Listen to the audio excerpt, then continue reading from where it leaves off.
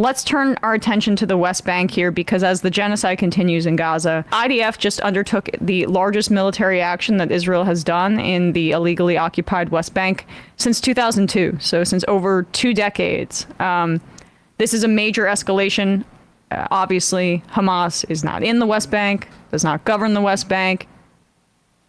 On purpose, by the way. Israel has, in order to thwart Palestinian self-determination, has purposefully wanted the governing structures of Gaza and of the West Bank to be different, because it undercuts solidarity for the Palestinian cause. So you can't say this is Hamas. You just can't. The hostages aren't there. And they've killed at least 10 people. So this is illegal under international law. You cannot wage war on people that you are occupying. Not that Israel cares. The Biden administration responded by announcing sanctions against certain Israeli settlers and an Israeli NGO. Stop me if you've heard this before.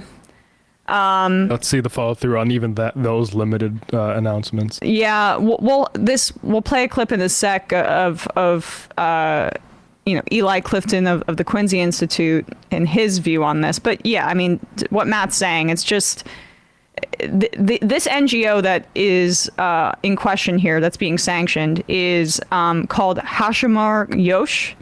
It is an extremist settler organization that has been funded by the Israeli government. It's tied to... Which means we fund it. Right. It's tied to Smotrich and Ben Gvir in particular. The Israeli government, through this NGO, basically pays to have volunteers go to, quote, agricultural outposts in the occupied West Bank, and then they preside over like thousands of acres of stolen Palestinian land, and they just keep expanding, right? And this is why you see things like settler attacks like this. Let's play number 3 here. Here's a good example before we get to that analysis of what happens. It's quotidian in the West Bank. This is footage of some of these settlers harassing this Palestinian man and his family. This is on August 4th. So you can see next time the someone touches him, my cows. Okay. Why your cows came here? Why cows? Because this is my land. But this is my house. I was given it by God. Shame. Hey, no, fuck up. This is my house. Not your house. This is okay. That's your house. Okay, you. You're crazy witch to go to fuck to the house. Let's go. Where? Let's go right now. Sure. What you want? Well, I want to dance with you, man. Dance with me? I want to dance with you. You look. I'm not your bitch. You look sweet. You are my bitch. And you look sweet, you know? You look so fresh, so sweet. I would be happy to sit with you in jail someday. I would be happy. You know, Sdet man. Honestly, Shem Shamayim, מה שנאמר. So he says they're rape in the name of God. If you could just go back for a sec, so I could read that. For the podcast audience, this is it's an interaction between these, yeah, here we go. He's getting in his face. I'd be happy to sit with you in jail someday. I'd be happy to sit with you in jail someday. I would be happy, say Taman.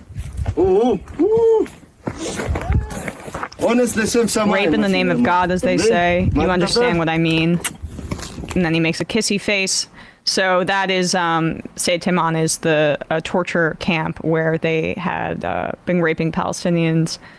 Not that any of our mainstream media would let you know about that. Nope. No screams without words on this extremely well-documented systemic rape in Israel, even though you can go and read the long Human Rights Watch report, which is a very mainstream... Cautious, perhaps overly so on this issue. And yet, the type of things they're describing look like hell, look like a inner circle of like Dante's Inferno. What people hanging from hooks, like the amount of imposed silence on this from particularly the New York Times, but the rest of the main papers that have reporters and the major news networks is just it's unbearably shocking and terrifying, frankly. And so so he's basically threatening that guy in the West Bank there, that it'll subject him to what the prisoners from Gaza have been experiencing. And they bulldoze their homes and take them and take their land. And that's what this NGO, to bring it back to that, is basically tasked with. And Israeli money goes to that, or Israeli government money, meaning our money in part, goes to these efforts. And so it's quite cheap for them, right? Because they just subsidize these volunteers who want to do this. They are brainwashed. They are fascists. They enjoy the pain, as you could see in that video, that they're inflicting upon Palestinians as they take their land because it's their right. So, these sanctions, to the Bible. In theory, these sanctions could be so Israel, if you continue to fund this settler NGO, the government, you could be subjected to sanctions too because it's illegal, right? That's in theory. But I have to say that because this group has already been targeted by Biden sanctions earlier in the year, and they violated it and nothing happened. Because without an arms embargo, without sanctioning the Israeli government, this will continue. Now, don't take it from me. Well, I would love to ask a journalist to be able to ask the State Department about this, by the way, because there hasn't been a briefing in nearly 2 weeks. But here's Eli Clifton of the Quincy Institute appearing on Al Jazeera English, and he's asked about it, and his analysis is correct. How effective do you think the sanctions will be in deterring violence in the occupied West Bank? Thanks for having me. Well, there's no evidence that these sanctions to date have deterred settler violence at all. But they do serve a couple of important roles. They do offer a fig leaf for both the IDF's complicitness in enabling and protecting settlers to act with impunity. And, perhaps more importantly for the Biden administration here, it attempts to preempt questions for them about U.S. military aid to Israel and the decision not to designate specific IDF units as participating in human rights abuses. Now, that's a designation that could lead to the use of U.S. law, the Leahy law, to withhold weapons transfers to those units. So those pressures, Can you just pause they're it for a sec? particularly acute. So that's key here, right? This is what the strategy is to basically say, oh, this is a non-governmental organization. We'll sanction them. It can't be that this is official Israeli policy. If they were to target the IDF, then they would be like, oh, our whole State Department review where we said that we don't have to hold up weapons to Israel based on the Leahy law because the Leahy law would trigger a stoppage if Israel were to have been found in violation of a humanitarian law. We would show that we were lying about that if we were to sanction anybody who is actually officially in the government. But as I just mentioned, this NGO is an arm of the government, and it's an arm of specifically Itamar Ben-Gvir and Smotrich and their agenda. Settlers are independent contractors in the enterprise of ethnic cleansing. Exactly. Well, put even better than I could have said it. Clearly, because that didn't come out great either. But here we go. I got the benefit of hearing you describe it first. All right. Yeah.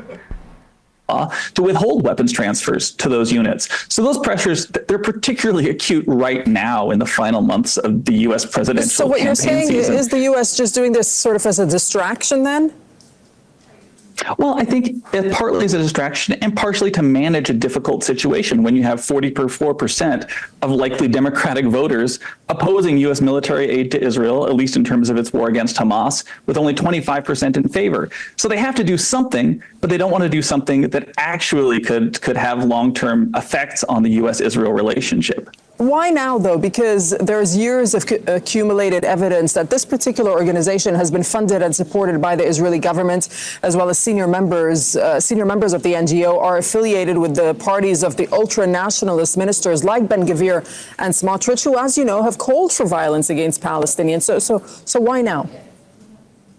Well, I think that, we're facing unusual pressure right now for the administration to do something, because not just in the presidential election cycle, but there's also a growing concern that the war in Gaza and now the expansion of the military actions by the IDF into or broadening their activities in the West Bank could actually pose to be a spark to light a regional war.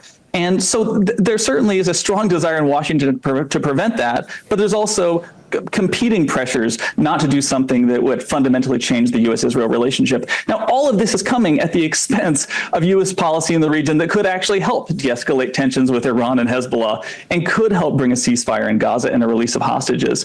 And those are policies that wouldn't only benefit people in the region, but it would also serve U.S. national security interests of avoiding getting drawn into another endless war in the Middle East. So unfortunately, the policies and the sanctions that were just announced, it's to present the appearance of doing something, to express disapproval with what's happening, but not to actually take the types of actions that Democratic voters would want and are pushing the president to undertake, but also the types of actions that could actually make a difference in Israeli policy in the West Bank as well as in Gaza. Look, speaking of It's an accurate explanation that I appreciated. And I'd also say that these actions in the West Bank are so provocative that we know what Netanyahu wants to do, and he wants to drag the United States into a war. He wants to capitalize on this time period to potentially give, if Harris were to win, or whoever wins, Trump or Harris, no choice